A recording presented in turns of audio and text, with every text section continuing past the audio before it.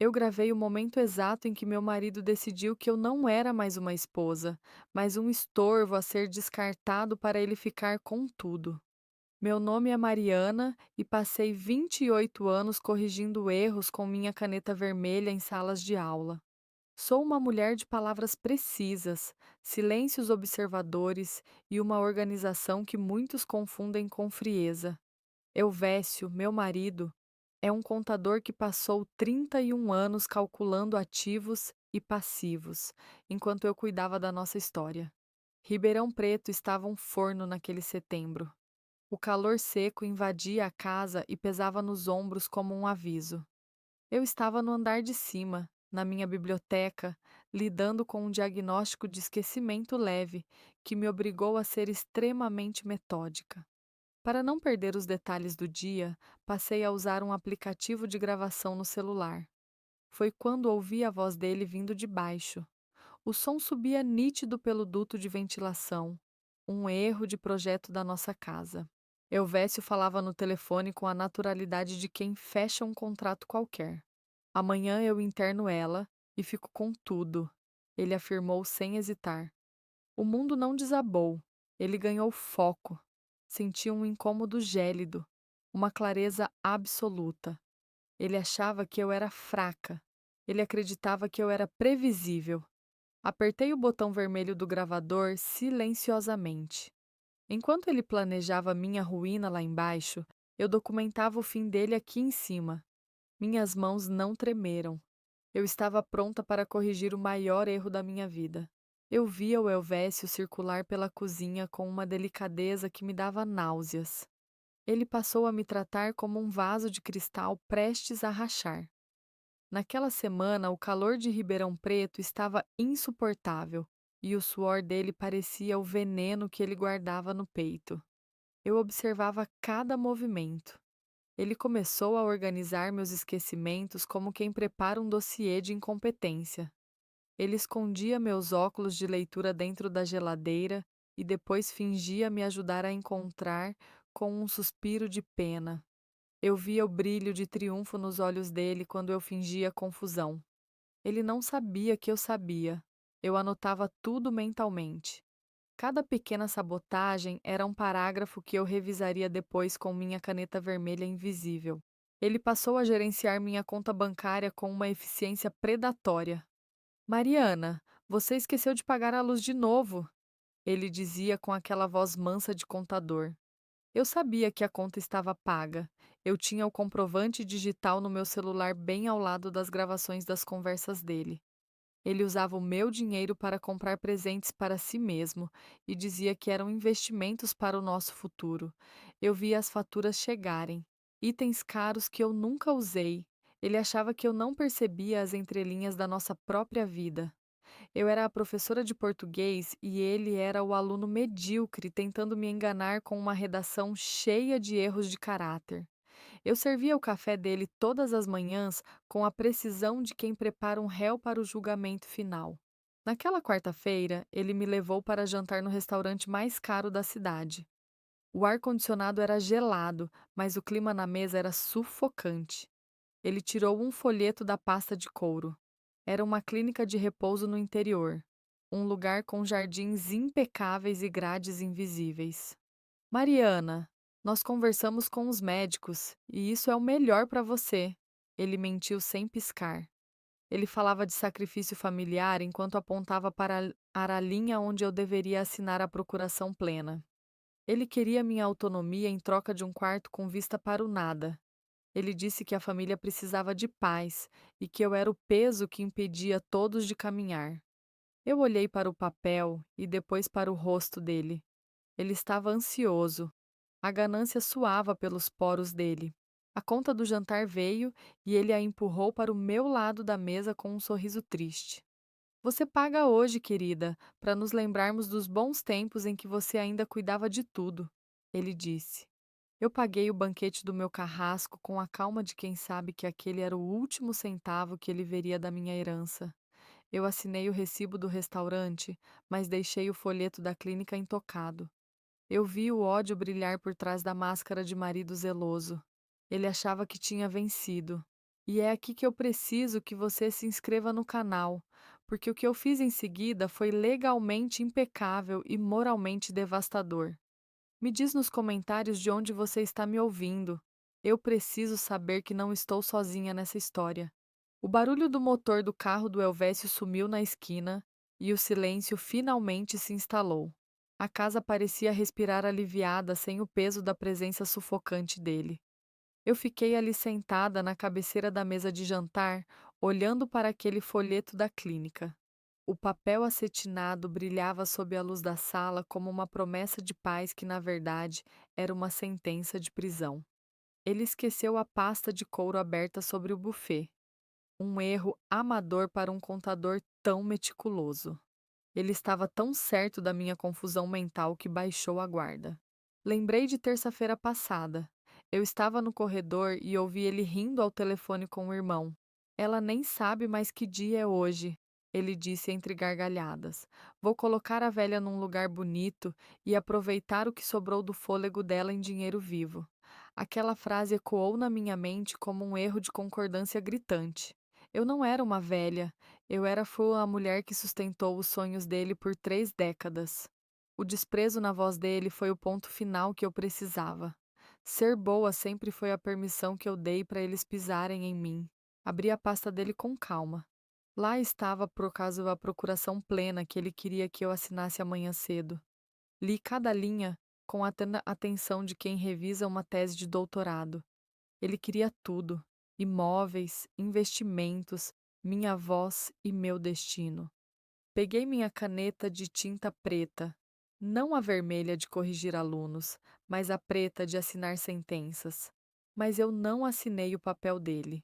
Peguei o envelope pardo que a doutora Celeste, minha advogada, tinha me entregue escondida na padaria 2 dias antes. Assinei o pedido de separação de corpos e a revogação de qualquer acesso dele às minhas contas. Enviei as fotos dos documentos assinados para o e-mail da Celeste pelo celular. O som do enviado foi o clique de uma algema se fechando no pulso dele. Depois anexei o arquivo de áudio daquela tarde, aquele em que ele detalhava como pretendia me dopar para me levar à clínica. Cliquei em enviar novamente. Minhas mãos estavam frias, como o mármore da bancada, mas meu coração estava em chamas. Eu cruzei a linha. Não havia mais volta para o papel de esposa dedicada e submissa. O silêncio da casa vazia agora não me assustava. Ele me pertencia. Eu olhei para o relógio na parede. Eram 10 horas da noite. Elvésio voltaria em breve, achando que encontraria uma mulher quebrada e pronta para desistir. Ele encontraria apenas o rastro da própria ganância transformado em prova judicial. Eu apaguei a luz da sala e subi para minha biblioteca. O jogo de xadrez dele tinha acabado, mas o meu primeiro movimento acabara de ser feito. Acordei com o sol de Ribeirão Preto batendo no rosto e uma clareza que eu não sentia há anos. O peso da incerteza tinha evaporado. No lugar dele, ficou uma frieza calculada que me assustava e me confortava ao mesmo tempo. Não havia um pingo de culpa no meu peito, apenas o alívio cortante de quem finalmente parou de tentar salvar o que já estava morto. O diagnóstico de esquecimento que ele tentava usar como arma agora era o meu melhor disfarce. Eu era um fantasma na minha própria casa, e fantasmas não sentem remorso. Desci as escadas com a lentidão de quem ainda finge procurar o caminho.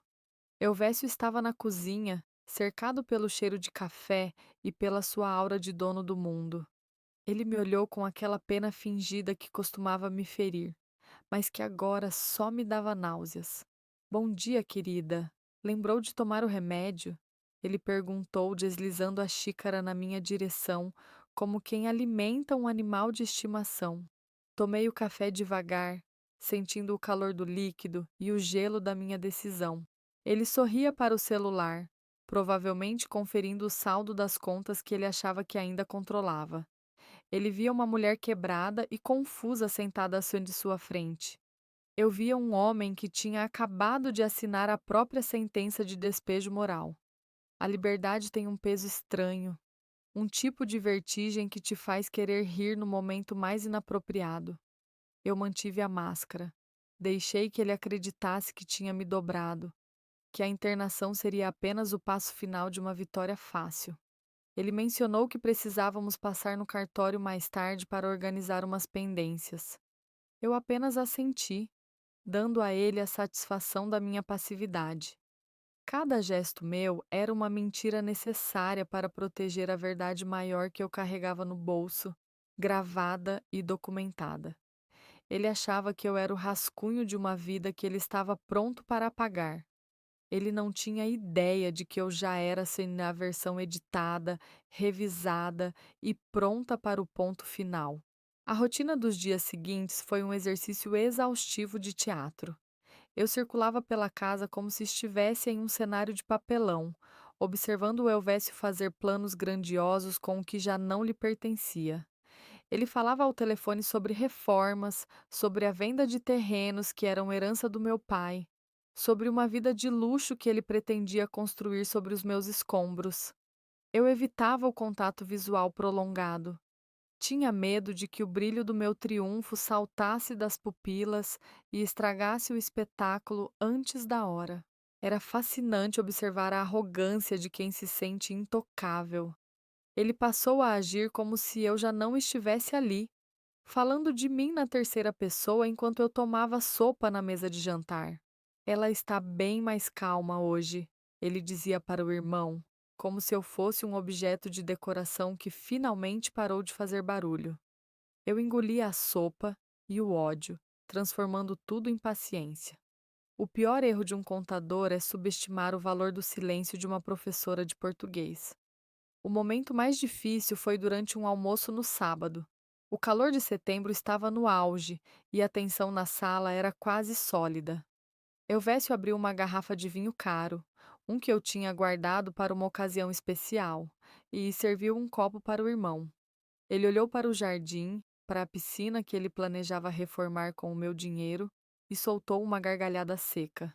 Finalmente vou ter a vida que eu mereço, ele disse, brindando ao nada. Eu estava no canto da sala, fingindo ler um livro que estava de cabeça para baixo. Eu não disse uma palavra, apenas deixei um pequeno sorriso escapar, um movimento sutil que ele interpretou como a demência avançando. Ele achou que eu estava sorrindo para o no vazio, mas eu estava sorrindo para o futuro dele. Um futuro onde os números não fechariam, onde as portas não abririam e onde a voz dele, gravada naquela tarde de calor, seria o eco da sua própria destruição. Eu o vi beber o vinho com a sofreguidão de quem já se sentia vitorioso. Ele estava celebrando o banquete antes da caça terminar. Eu continuei ali, imóvel, sentindo a máscara de gelo perfeitamente ajustada. O jogo de xadrez dele era bruto e previsível. O meu era sutil, feito de vírgulas, pausas e documentos que ele só descobriria quando fosse tarde demais. A lição de vida que ele estava prestes a aprender seria amarga, e eu seria a única professora que ele nunca conseguiria enganar. Eu servi o almoço para o meu carrasco enquanto ele discutia o preço da minha liberdade com o irmão.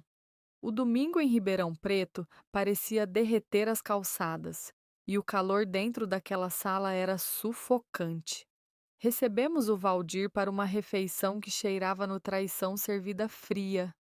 Eles bebiam cerveja e riam com uma cumplicidade que me causava náuseas. Eu organizava a salada com movimentos lentos e ensaiados.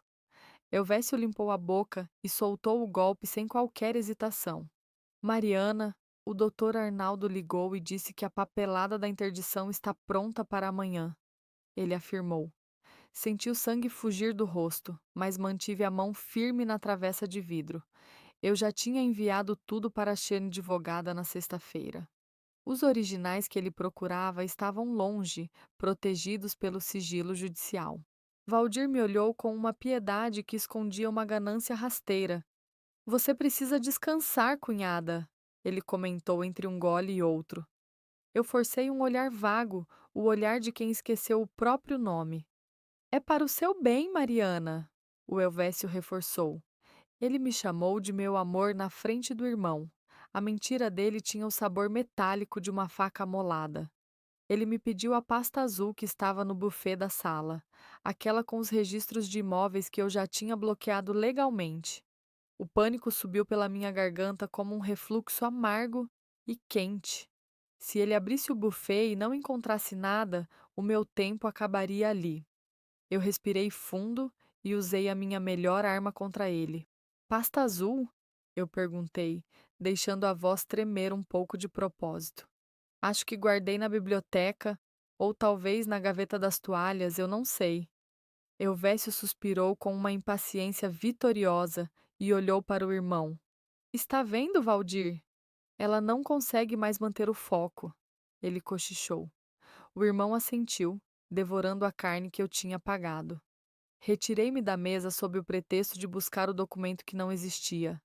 No corredor, apoiei as costas na parede fria para não cair.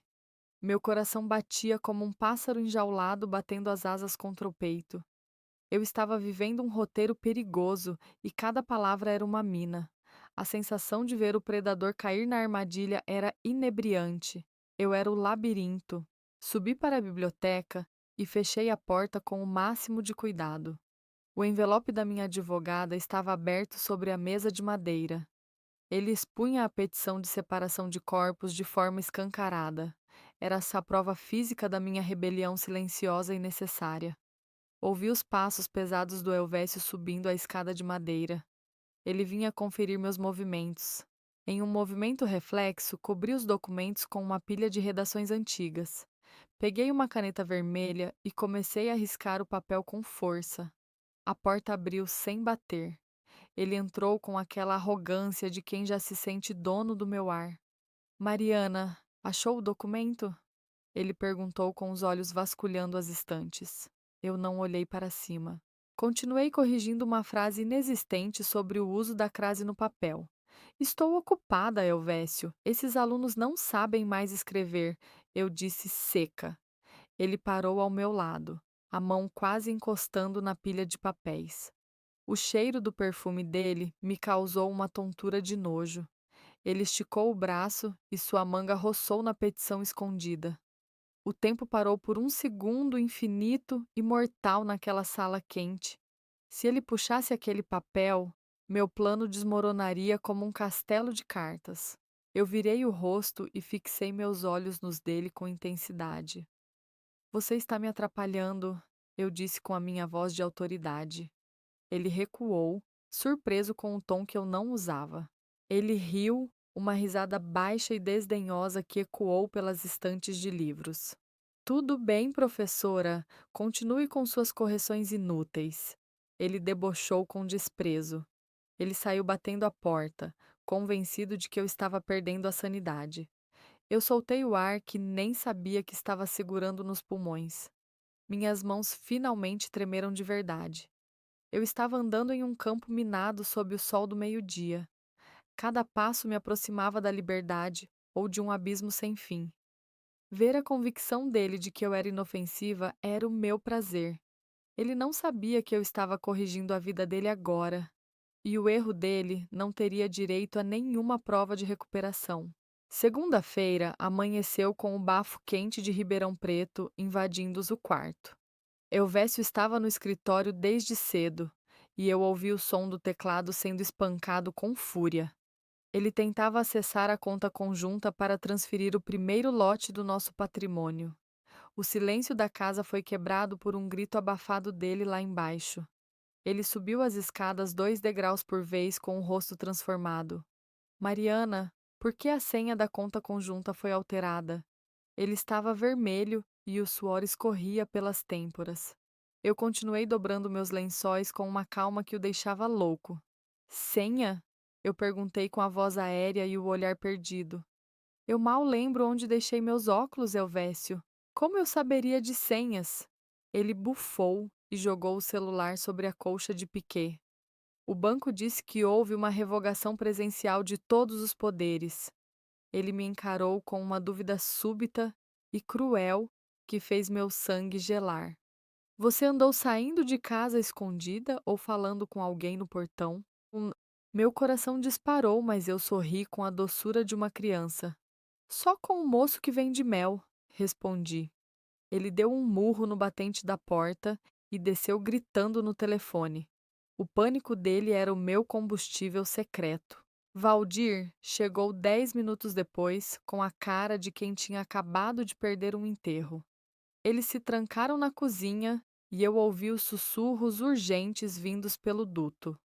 O comprador do terreno da fazenda tinha acabado de ligar furioso para eles. O registro do imóvel estava bloqueado por uma liminar judicial de urgência. Eles voltaram para a sala e me cercaram no sofá com uma agressividade nova.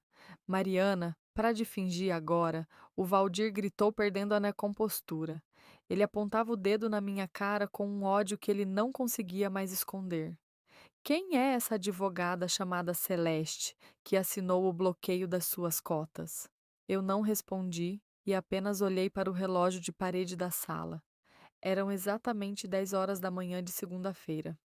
O interfone tocou e o som cortou o ar pesado como uma navalha afiada. Elvésio foi atender com a esperança desesperada de ser algum técnico do banco. Vi a cor sumir completamente do rosto dele, pelo reflexo do espelho do corredor. Um homem de terno cinza segurava um envelope pardo oficial no portão da nossa casa. Era o oficial de justiça com a ordem de afastamento imediato do Elvésio do lar. Ele tentou bater a porta, mas o oficial já tinha colocado o pé no batente com autoridade. O documento foi aberto e o extrato da nossa conta conjunta apareceu grampeado na primeira folha. Saldo zero. Todo o dinheiro estava sob custódia da justiça por suspeita de fraude patrimonial. O castelo de areia do meu marido tinha acabado de ser levado pela maré da minha paciência. Eu estou trancada na minha biblioteca agora, e o ar parece ter acabado.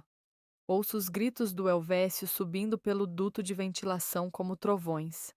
Ele está socando a mesa da sala com um ódio visceral. O oficial de justiça ainda está lá embaixo esperando o seu despejo dele. Valdir está berrando no corredor que eu sou uma cobra traidora. Minhas mãos tremem enquanto eu seguro o celular contra o meu peito. As notificações não param de chegar com ameaças de morte e desespero. Ele diz que vai derrubar essa porta a qualquer momento agora. Ele jura que eu vou pagar por cada centavo que bloqueei. O calor de Ribeirão Preto está insuportável aqui dentro deste quarto. Sinto o suor escorrendo pelas minhas costas, mas meu coração está gélido. Eu fiz o que era necessário para não ser enterrada viva ali.